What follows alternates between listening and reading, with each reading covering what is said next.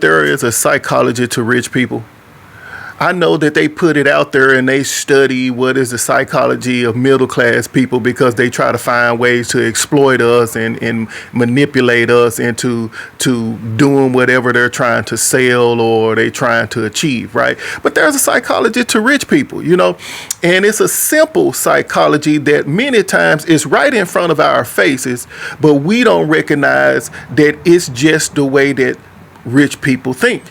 Now, coming from the state of Mississippi, growing up in Mississippi, Memphis, Arkansas, that type of thing, I was around people who were simple people.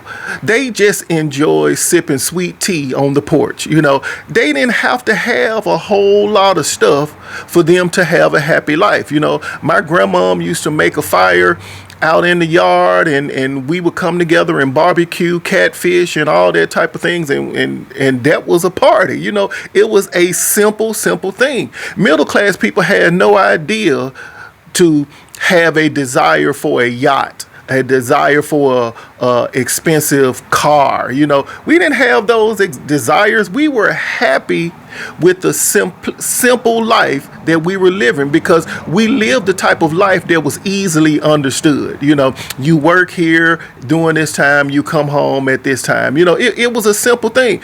But this is where we get into the psychology of the rich.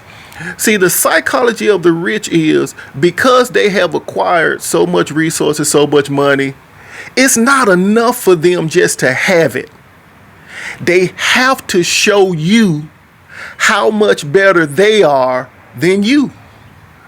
They come on our farms and they come on into our little small towns and they come into our communities driving their fancy little trinkets just to show you, look at, I have something that you don't. But middle class people never thought, wait a minute, I never wanted that in the beginning.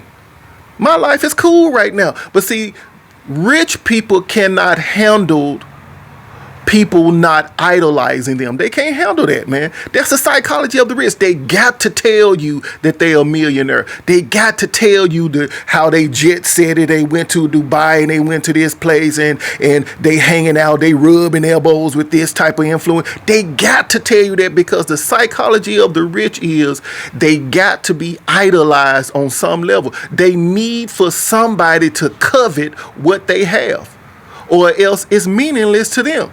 Tell me if I'm wrong. Comment. Tell me if I'm wrong.